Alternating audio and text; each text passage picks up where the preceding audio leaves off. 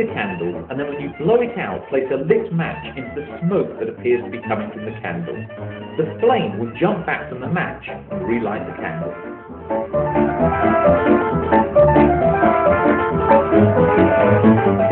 Place about 100 milliliters of water into a drinks can, and you'll find you can balance and move it in mysterious ways.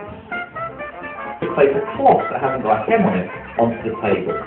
Then place some heavy objects on the cloth, and you're going to whip away the cloth but leave the object safely on the table. And remember, when you do this, don't pull horizontally, pull the cloth vertically.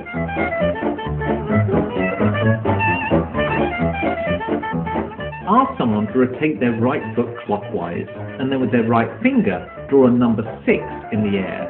What you'll find is they reverse the rotation of their foot, so now it becomes anti-clockwise.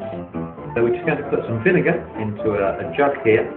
Then you add on some bicarbonate of soda or baking powder.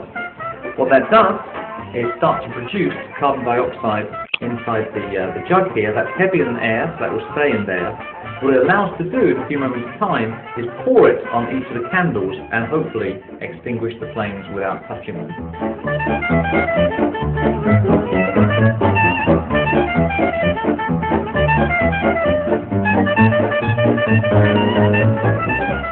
Have someone place their hand on the table and ask them to move each of their fingers.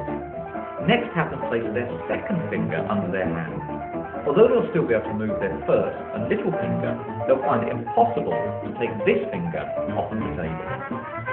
Place a cocktail stick or a match between two forks, and although it seems impossible, you'll be able to balance the whole thing on just your fingers. All you need for this is a bouncy ball and a table. You just throw the ball onto the table and return to exactly where your hand is. Take any note with a portrait on it and put a crease through each eye, and then another crease in the opposite direction between the eyes. And then just by moving the note, you'll be able to make the face smile or look sad. Make a hole in an empty matchbox. Then place one match into the hole vertically and lean another match diagonally against it underneath a coin. Ask a friend if they can remove the coin without touching either of the matches. The answer is to light the diagonal match towards its center.